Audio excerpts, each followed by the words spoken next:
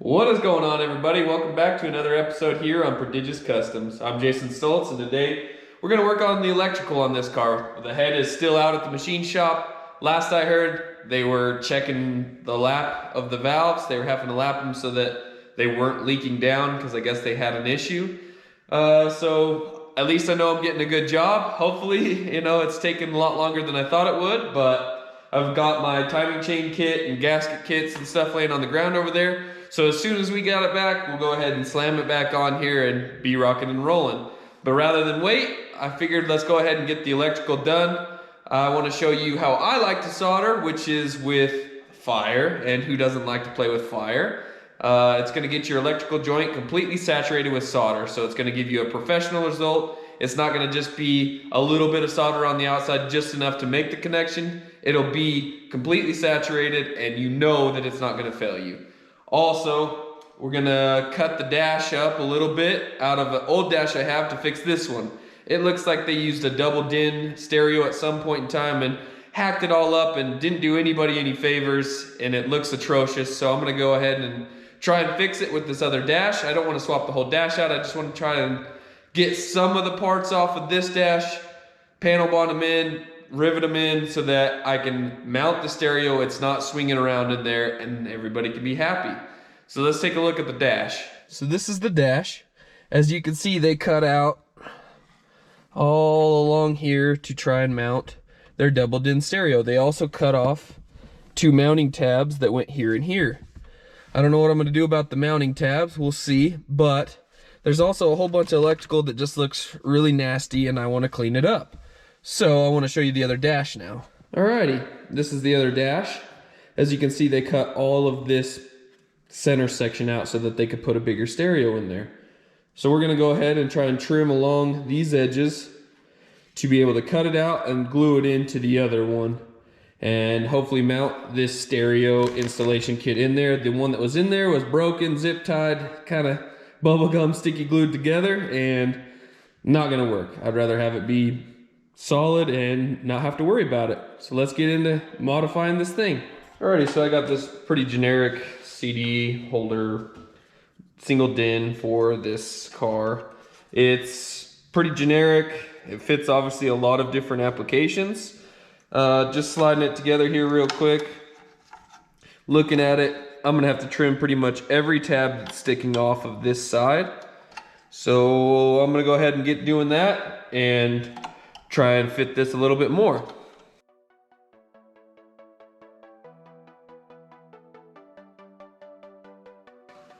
Bolt holes are lined up. Snug, happy with it. Let's go ahead and replicate that for the other side.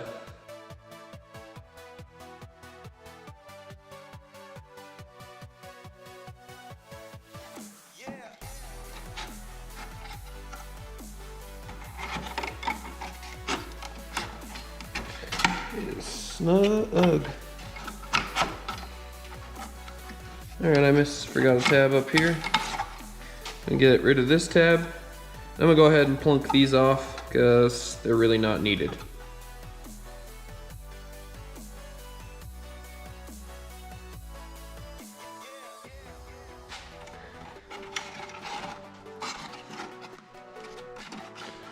Oh, okay. Got a little bit more to trim off on this corner. It's just sticking out just enough to be annoying. Alrighty, nice and snug. Fits really good actually, and it's not gonna wiggle anymore. Let's grab the valence and make sure that it's gonna look proper.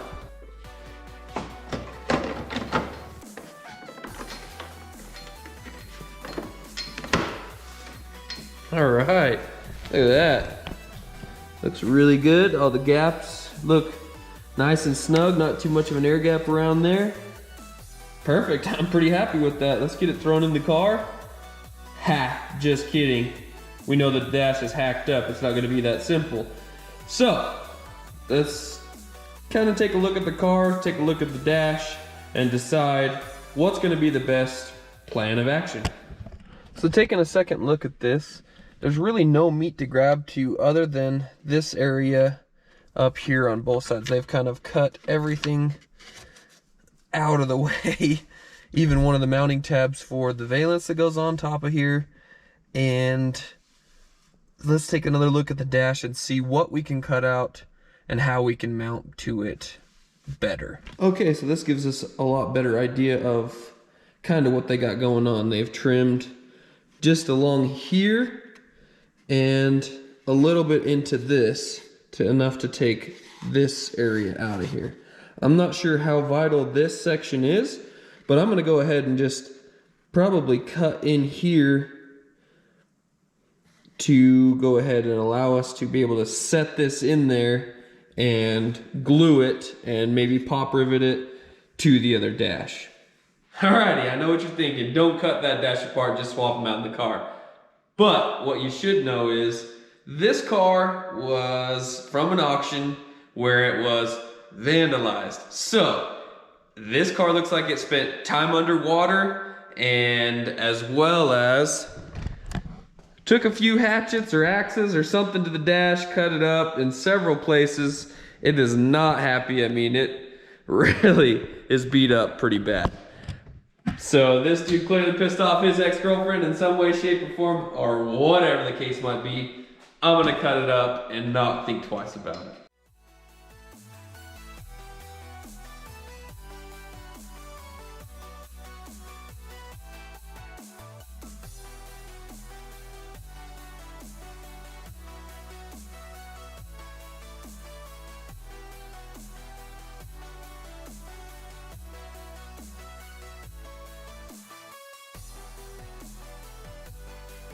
Alrighty, so here it is in all its glory.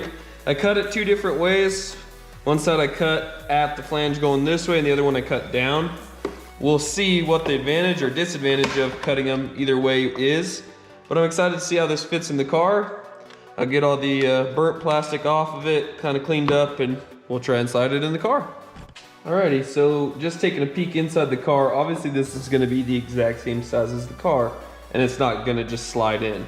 So anything we have kind of sticking off is gonna have to go. Any of these fins, any of these screw holes, mounting holes, they're all gonna just unfortunately be in the way. So I'll get to trimming those off. Alrighty, so I got the piece kind of roughed in here, took everything off the sides and got it pretty smooth. We'll go ahead and test fit it in the car now and see what it looks like.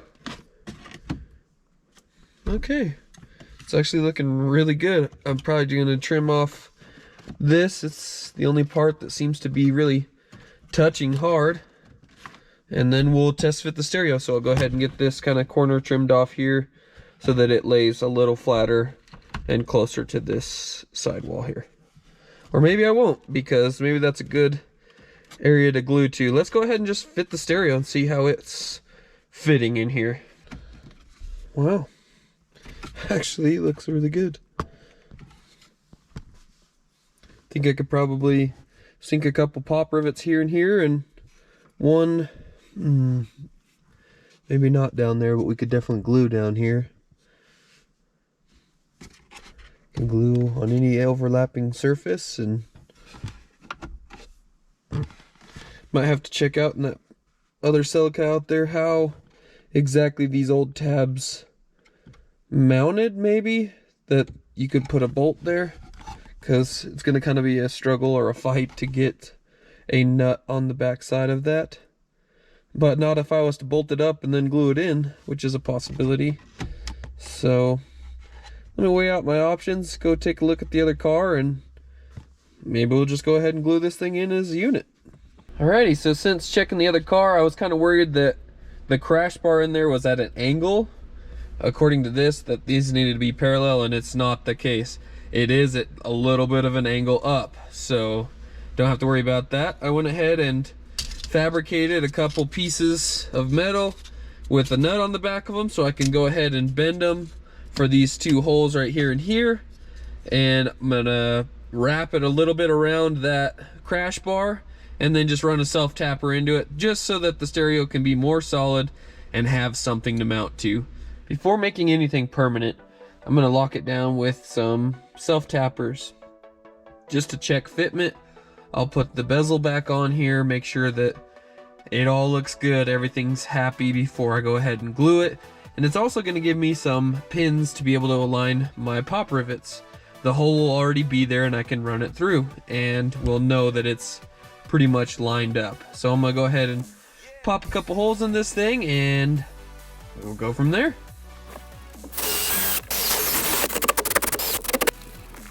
Alrighty, got all our hardware in there. Now to test the stereo unit with the bezel.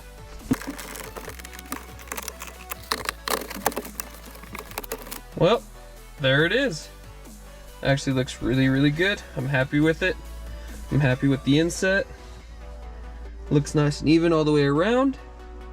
Let's go ahead and glue it in there and make it permanent.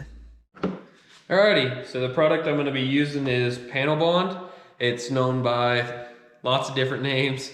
8115 is the official 3M number for it, and it's awesome product. I'm not getting paid by them, obviously, but this is going to work perfect for what I want. It's going to sandwich between the two. We'll pop rivet it together, let it sit overnight, and come back to it in the morning. Let's get to gluing this thing together. So when using any type of glue, you're going to want to prep both sides. So this, we're going to grind anywhere that we're mounting to. Make sure that it's got a good surface that it can bond to. Same within the car. You want to do both sides, make sure it's clean, and then we'll get to gluing it.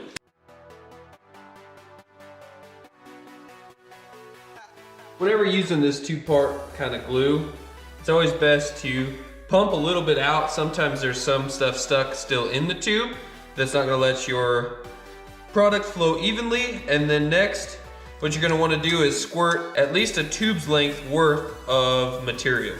That'll make and ensure that all your product is completely mixed up and it's going to work and it'll be even and what you want. So there we go. Let's go ahead and get it in the car and start gluing.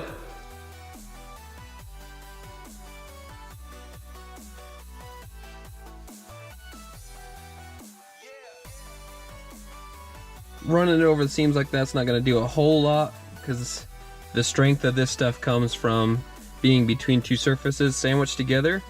But for aesthetics, I think it looks nicer, looks more complete, and I'm pretty happy with it. So we'll let it sit overnight and we'll finish the stereo install and some soldering. Alrighty, here are some of the tools that I like to use when soldering. You're going to need yourself some zip ties, some electrical tape, some rosin core solder, heat shrink, a torch, whichever one suits you best. Since we are playing with an open flame, you got to be aware of your surroundings, and sometimes you can't have an open flame where there's wires or something behind it. You don't want to melt or burn anything else other than melting your solder onto your joint. Next, I got a pretty cool set of pinchers here that will hold your joint as you're soldering, and then a combo of strippers and cutters. So I pulled some of the wire out of the car, and just a little preview. I came across several areas that kind of look like this. So let's open it up and just see what's going to be behind these zip ties and electrical tape. You never really want more than 2 joints per length of wire. So give me a second here and we'll get this off of here and see what's underneath. Alrighty, just as I had feared, it's a butt connected joint. And there is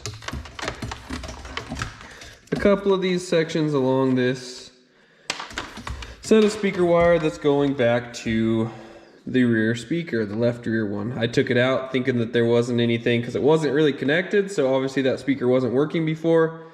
So I'm going to go ahead and just show you as an example on this before I run my new line in the car of how I like to solder. And especially on this kind of wire, you're going to want to look, one's going to have usually a white tracer or a white line, and I like to run that as my ground just so you're aware which side is which. You don't want to swap these and then have your speaker not sound as good because it's running backwards. Alrighty, so now we'll just kind of separate them and give yourself a good amount of room to work with. Go ahead and strip them. And you want to give yourself some room, but not so much that you have a whole bunch left over. I think this is probably going to be too much, so we'll go a little less on this one. Yeah, that's more like it. And we'll strip the other one. All right, the first thing you're going to definitely want to remember is to use your shrink wrap. You're going to want to find one that slips over it nicely, not too tight, but not too loose that it's not going to shrink down over the top of it. So that's going to work for me. Going to cut it in half for both sides. And make sure that you have it on each one of these. I'm going to cut this one down.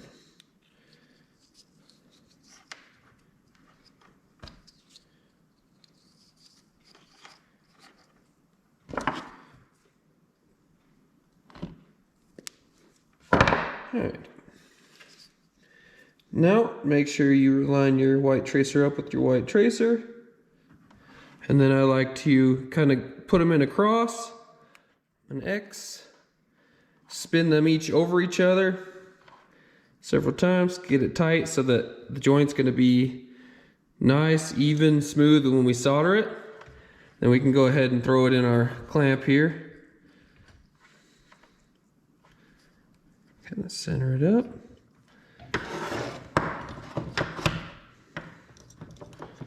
Get the other wires out of the way.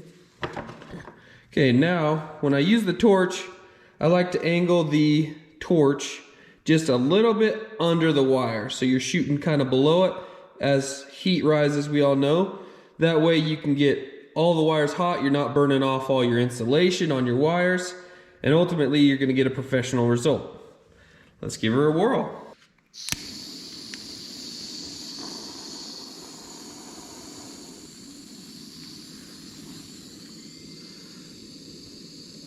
And I like to just kind of rub it, and you'll know because it'll start sucking the solder up. There it goes.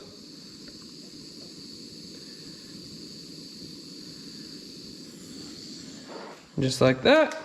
You have a really nice looking joint. You can slide your heat shrink over it.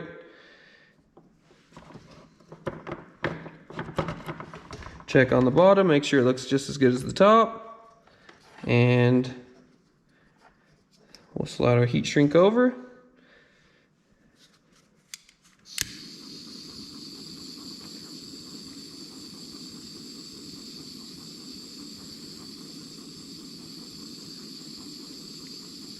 You don't want to focus on one spot too much.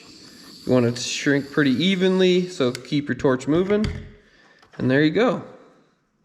Looks nice, it's strong, give it a really good tug, and it's not going anywhere. The other way is, same thing. I mean, you got a torch attached to a finer point, and you use the finer point to go ahead and heat your wire until the solder starts sucking it through. So let's just go ahead and show you. I'm not going to put a piece of heat shrink on it just for the purpose of showing you. We'll go ahead and get this piece going. Yeah, I'll put the heat shrink on there, why not? For demonstration purposes. So you make your X about halfway through, roll them onto each other. Looks good. Jig it up. The igniter's broken this torch, so I'll light it with the other one.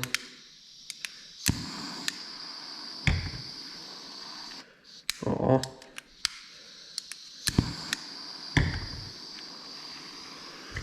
Gonna have to let it sit for a minute. It's got to warm up, and a way you can test when it's hot enough is you'll be able to touch your solder to the end here and it'll melt just how you want it.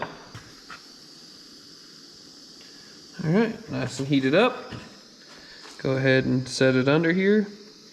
Give it a little up pressure.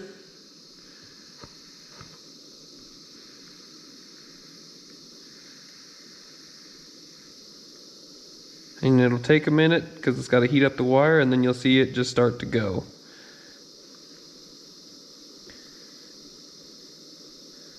Just like that.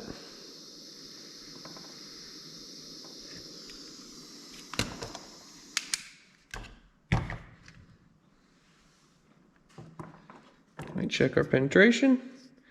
You can see it's all the way through. Perfect. Just to prove that, and then you slide your heat shrink over it, shrink it down, and you're on your way. Just to prove that it's just as good of a joint, go ahead and clip it. And as you can see, there is solder all the way through. Exactly what you want. So we'll get a new wire ran for the speaker, the left rear speaker in the car, and get it soldered to the speaker, and I'll show you that.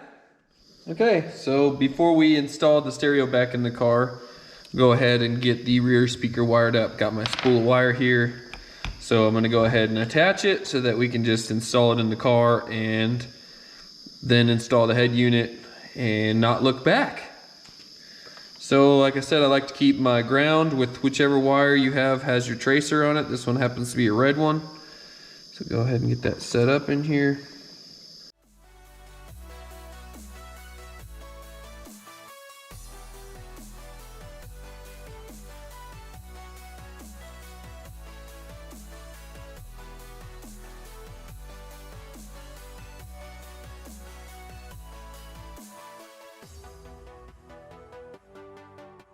All right, so there's that. Go ahead and get this ran in the car and plumbed up to the head unit. As you can see, there's a lot of kind of afterthought going on here. Too much wire in some areas. They got ugly connections and taps and all sorts of things. Just, I want to clean this up and get rid of probably everything that I don't need. So, and I'm going to wrap any connection in electrical tape. That way it just doesn't have any chance for another wire to slide up underneath it and short it out. It's always best to just seal each joint up. That way you don't have any risk of electrical fire. You know you're set. Just like that, all our connections are soldered, zip tied and taped up. So now we just have our one connector here and our antenna, and this can all go back together. Let's throw it together. Alright, I went to test fit my deck in there, and you can see there's two tabs here and here that are keeping it from sliding in all the way, or it wants to go crooked or whatever. So I'm going to go ahead and grind those tabs off so that it sits in there how it should. Alrighty, so we're ready. Throw this thing in there. Go ahead and get it plugged in. And don't forget your antenna.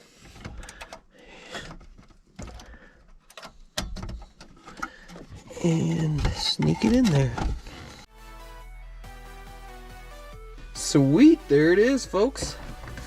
All pushed in, gaps still look good. You'd never know that the dash has really been all butchered apart. Get our knobs back in here and make sure everything still works. We'll wait to power the car up until all the electronics are back on the motor. But other than that, I think everything's back together as far as wiring goes, and it should be just fine and dandy. Alrighty guys, so that's gonna wrap up today's video. I hope you enjoyed it as much as I did. Freaking love soldering. It's a good time, it's a good change of pace. And when you get it all wrapped up, you know it's a good quality professional job, that you're not gonna burn your car down, or you're not gonna have any electrical issues later, as long as you take the necessary steps. Make sure that all your electrical joints are all wrapped in tape and isolated from everything else. You don't have any hot wires floating around to arky-sparky inside the car.